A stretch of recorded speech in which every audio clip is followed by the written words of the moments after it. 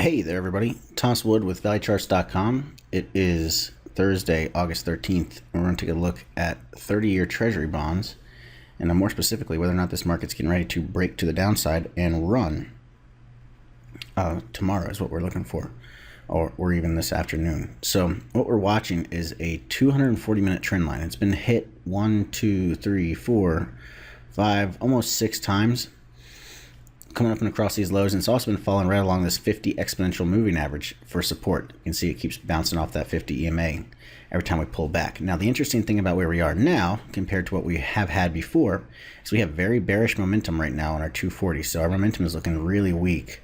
So what we want to watch is tomorrow or this afternoon, watch for a break through this trend line. Now, as of right now, it's at about 157 and 7/32.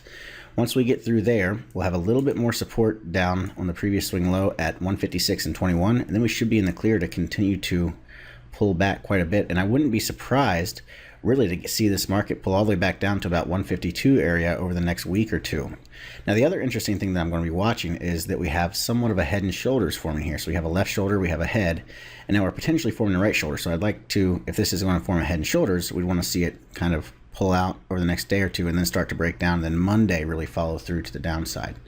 So everything's pointing to potentially lower prices in 30-year bonds. We just need to see the break of the trend line to confirm. We have bearish momentum though, which is good. So if we do get a bearish trend line break, we have the momentum confirmation that we normally look for.